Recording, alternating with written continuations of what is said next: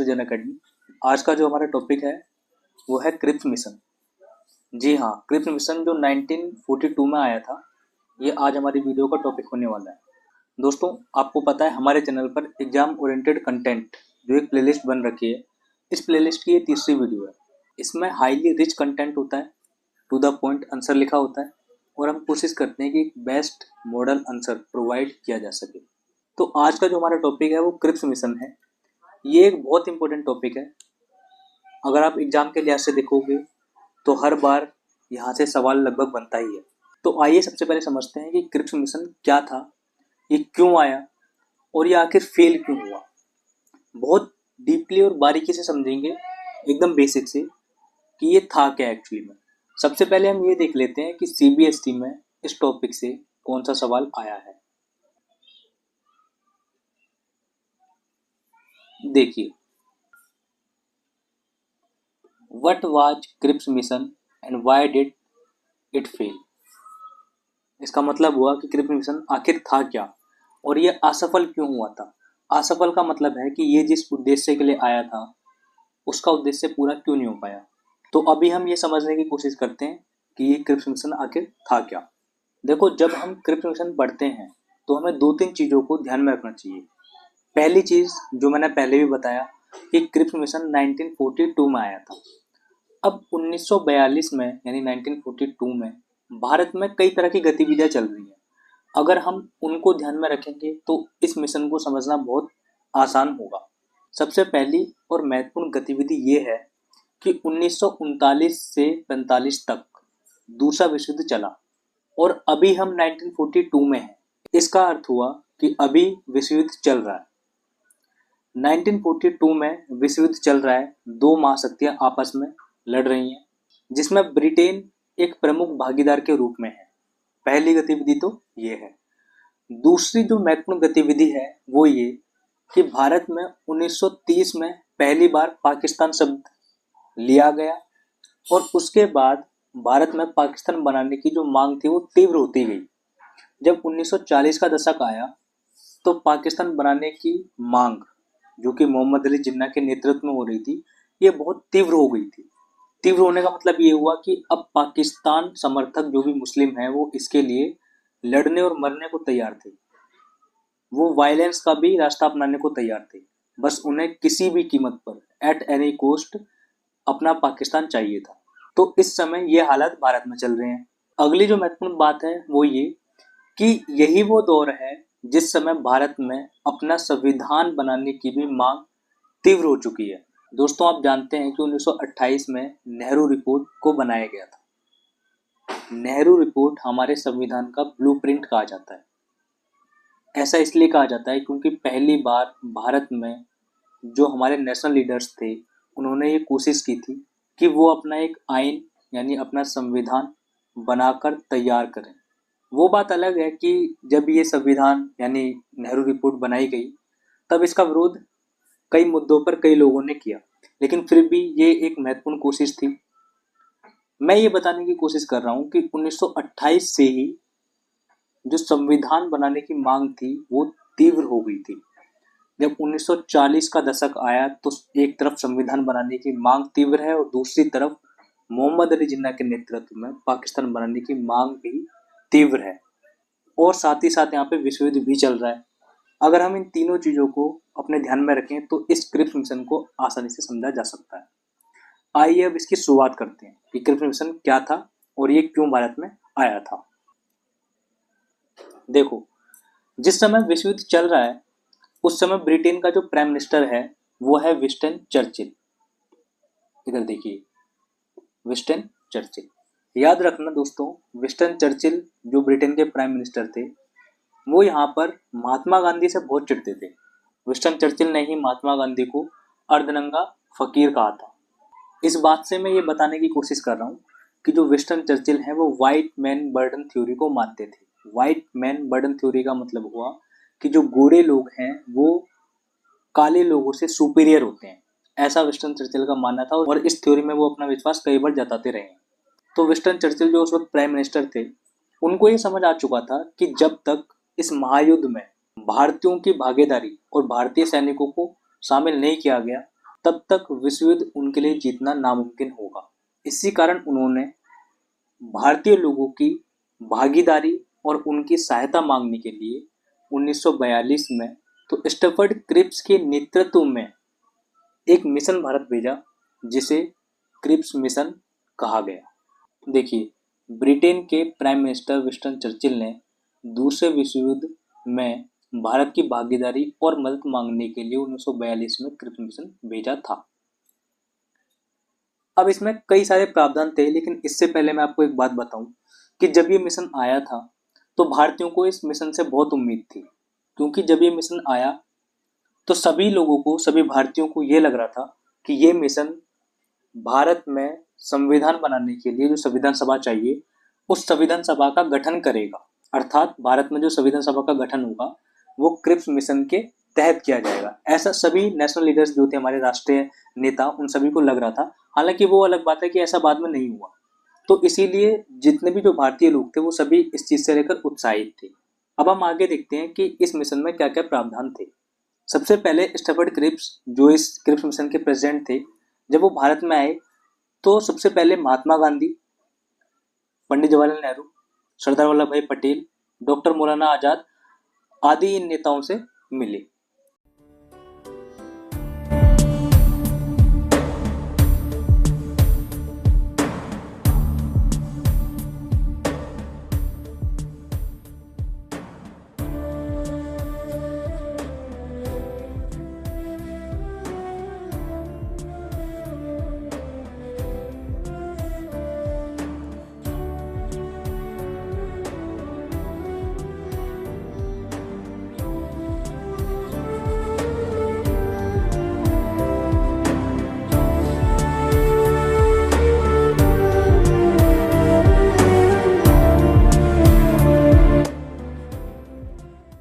जब ये नेताओं से मिले तो इन्होंने आधिकारिक रूप से, स्टफर्ड क्रिप्स ने आधिकारिक रूप से अपने मिशन में जो जो इनके प्रोविजंस इंक्लूड थे उनको सब सामने रखा। इनमें से पहला जो प्रोविजन था यानी प्रावधान, वो था भारत को एक डोमिनियन स्टेटस का दर्जा देना। देखिए, सबसे पहले समझते हैं डोमिनियन स्टेटस क्या होता है। डोमिनियन स्टेटस किसी राज्य, अर्थात राज्य का मतलब उस समय देश से दिया जाता था, मतलब किसी देश को दिया जाता था। और इस स्टेटस में क्या होता था कि अगर मान लो किसी देश को डोमिनेंट स्टेटस का दर्जा दिया जा रहा है, तो जिस देश को ये दर्जा दिया जा रहा है वह देश अपने आंतरिक प्रशासन का मतलब होता है जैसे कानून खुद बना सकता है, उनको लागू भी कर सकता है, उसका अपना सुप्रीम कोर्ट या फिर न्यायपालिका भी होगी, ठीक है, अपनी आर्मी भी वो संभाल के रख सकता है। ये सब कुछ उसके हाथ में होगा, उस राज्य के हाथ में नहीं, उस देश के हाथ में, मतलब इस सब को चलाने की स्वतंत्रता होगी। लेकिन फिर भी उस देश का जो मुखिया कहा जाएगा वो ब्रिटेन का सम्राट ही माना जाएगा। ये होता है डोमिनियन स्टेटस। अर्थात अगर भारत को ये डोमिनियन स्टेटस दिया जाता और भारतीय लोग अगर इसे स्वीकार कर लेते तो बेशक हम अपने मामले में स्वतंत्र होते, हम अपना प्रशासन अपनी तरह चलाते, सारी बातें थी, लेकिन फिर भी हमारे देश का जो मुखिया होता है, जैसे आज हमारे देश का जो मुखिया है, राज्य का मुखिया है, वो राष्ट्रपति है। लेकिन अगर हमारे देश को या हमें डोमिनियन स्टेटस का दर्जा दिया होता है तो आज हमारे देश का जो मुखिया होता है वो ब्रिटेन का सम्राट ही माना जाता। तो ये जो डिमांड थी या ये जो प्रोविजन था ये क्रिप्स मिशन में दिया गया था। देखिए, पढ़ते हैं आगे। इस मिशन के तहत युद्ध के बाद, यानी जब युद्ध हो जाएगा, खत्म हो जाएगा दूसरा युद्ध, उसके बाद भारत को डोमिनियन स्टेटस का दर्जा दिया जाना था, मतलब ऐसी इसमें बात की गई थी। और जैसा कि मैंने अभी बताया कि डोमिनियन स्टेटस में क्या होता है, किसी राज्य मतलब किसी देश को अपने आंतरिक प्रशासन जैसे विधायी मतलब कानून बनाना, कार्यपालिका मतलब कानून लागू करना, और न्यायिक शक्तियां मतलब कि अपना न्यायालय चलाना, सैनिक मामले, विदेशी मामले, ये सब क्या है, ये आंतरिक प्रशासन है। तो डोमिनियन स्टेटस में किसी राज्य को अपने आंतरिक प्रशासन को चलाने की आज़ादी या स्वतंत्रता तो होती है, लेकिन राज्य का मुखिया कौन होता है, ब्रिटेन का सम्राट ही होता है। ऐसी बात इसमें की गई थी। और इसी कारण से यह एक पहली वजह है जिस वजह से जो भारतीय लोग थे, भारतीय नेता थे, राष्ट्रीय आंदोलन के जितने भी नेता थे, वो सभी लोग इस चीज से नाराज हुए और इसलिए ये असफल भी हुआ। अच्छा, दूसरा जो इसने प्रावधान किया था वो था संविधान निर्मात्री परिषद का गठन करना। संविधान निर्मात्री परिषद मतलब ऐसी ऐसी परिषद जो संविधान का निर्माण करेगी, एक तरह से कह सकते हैं संविधान सभा का निर्माण करना। तो इस मिशन के तहत क्या था, इस मिशन के तहत एक संविधान निर्माण करने वाली परिषद का गठन किया जाना था, जिसमें कुछ सदस्य प्रांतीय विधायकों द्वारा नामांकित मतलब नॉमिनेटेड होते और कुछ सदस्य शासकों द्वारा नामांकित हों, ऐसी बात इसमें की गई थी। तीसरा जो इसका महत्वपूर्ण प्रावधान था वो था पाकिस्तान निर्माण की संभावना। अब संभावना क्यों? क्योंकि पाकिस्तान के लिए एक अलग इन्होंने गुंजाइश की थी। क्या थी? कि यदि किसी प्रांत को नया संविधान स्वीकार्य नहीं होता तो वह अपने भविष्य के लिए ब्रिटेन से अलग समझौता करेगा।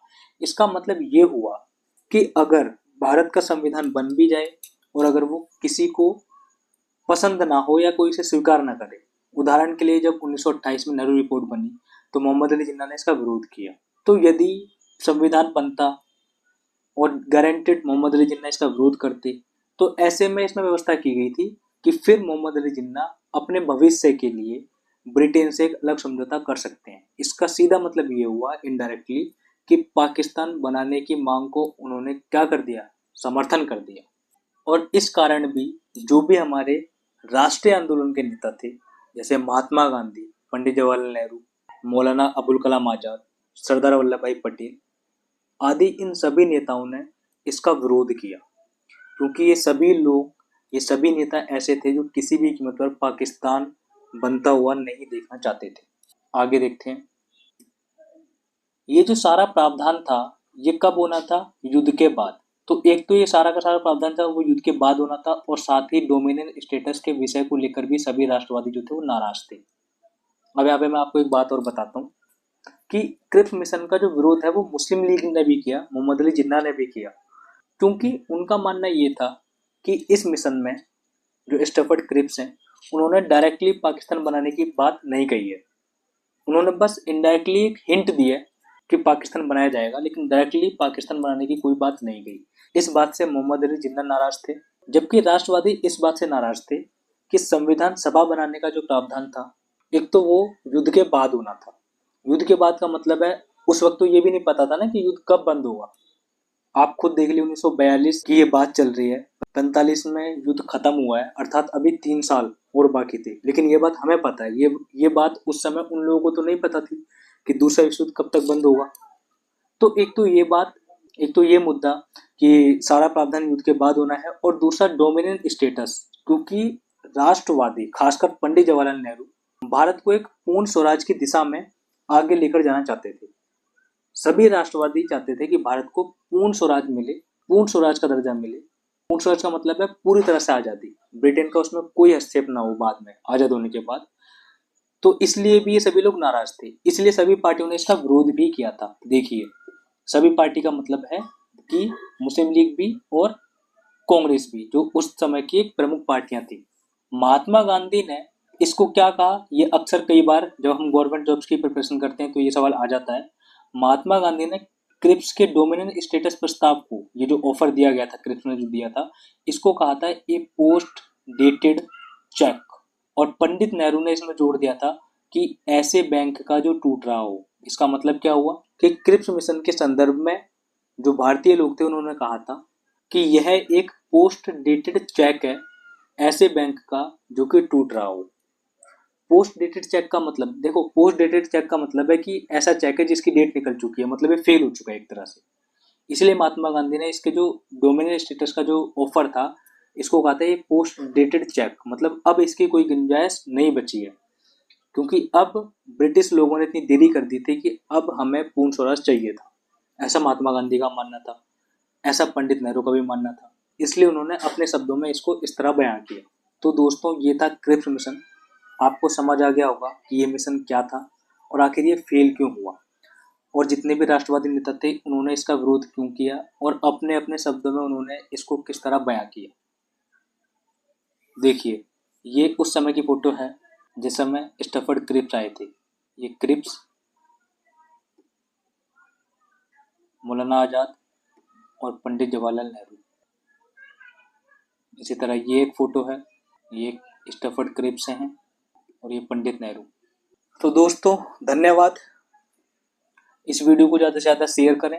मिलते हैं अपनी अगली क्लास में, जब हम इसी तरह एक इम्पोर्टेंट टॉपिक, एक नया टॉपिक लेकर आएंगे जो आपके लिए एग्ज़ाम के लिहाज से और आपके सोचने और समझने की जो दृष्टि है उसके लिहाज से एक इम्पोर्टेंट टॉपिक होगा। तब तक के लिए बाय। पढ़ते चलिए, बढ़ते चलिए।